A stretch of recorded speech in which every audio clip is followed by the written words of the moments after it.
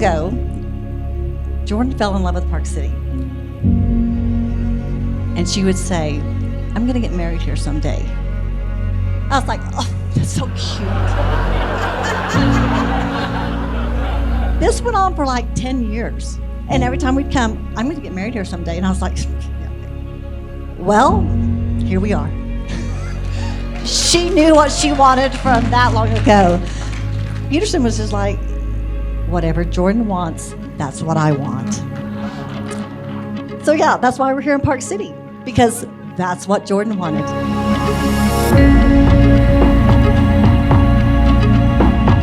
As I sit here on the balcony of the Montage and pondering what I have done in my life to deserve you, every day you astound me with your abundant and never-ending love for both me and your family. As we quickly approach the hour to say I do, I have never felt more at peace, for I've never been more sure of anything than the thought of having the privilege to call you my husband. This is only the beginning, and I cannot wait to see what our next chapters hold. You are my today and all my tomorrows. I've known Peterson for over 10 years now. I've never seen him as excited and have so much anticipation as he had for this day. Peterson, you're extremely fortunate to have found someone as kind, patient, and understanding as Jordan. I know you're in good hands, and the two of you complement each other perfectly. We have a little hunting place down in South Texas, and he says, hey, I'd like to come to the camp. But anyway, he had something different on his mind. And what impressed me the most was, one, that he asked for her hand. I kind of knew everything, but at that moment it sealed the deal, that he loved my daughter.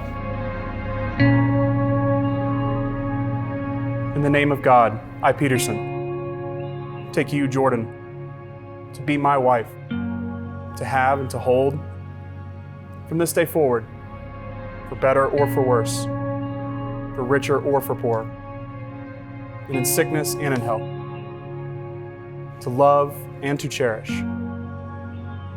until we are parted by death. This is my solemn vow.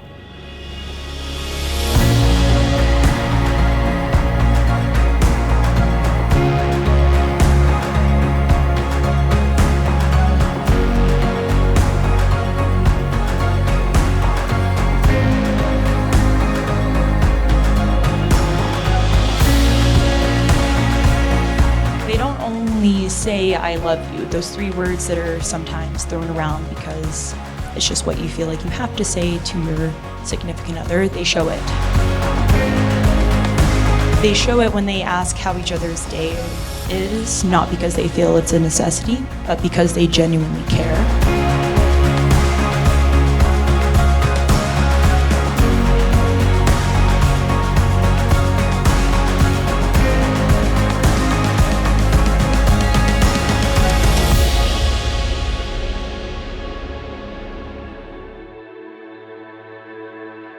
When you know a friend essentially her whole life, you dream of the day that you get to stand in front of family and friends and say how special she is, and that is my privilege today.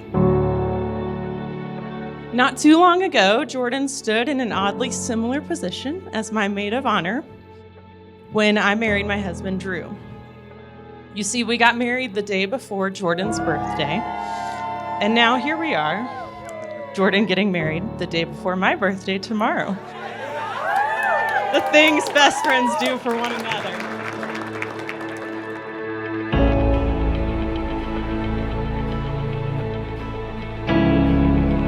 She was really kind of a picky girl.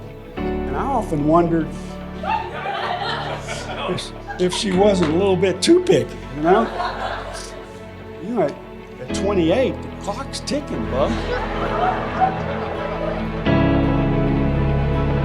Jordan, your dad and I are overjoyed at this union. I know a lot of times, you know your dad, and so he doesn't always show it, but I think you could tell tonight that this is the most special day in his life, besides the day you were born, and Madison too.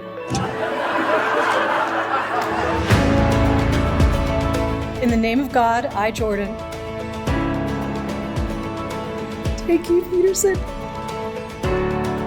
to be my husband. have and to hold from this day forward. For better, for worse, for richer, for poor, in sickness and in health, to love and to cherish, until we are parted by death.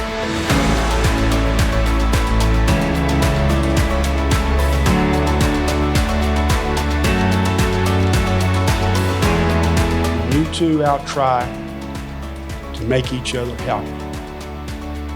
When you try to outdo each other in doing that, you will never have a bump in your marriage.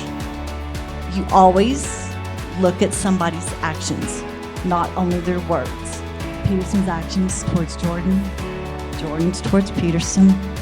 The actions are there.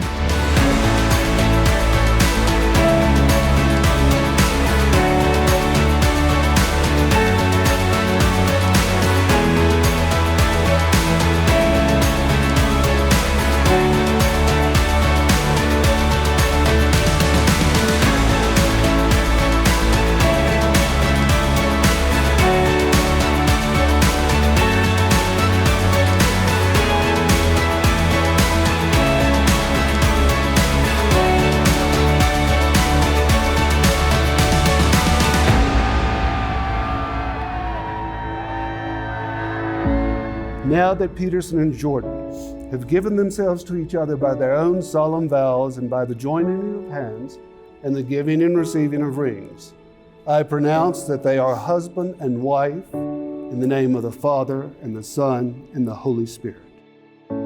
May I present to you Mr. and Mrs. Peterson Hawkins.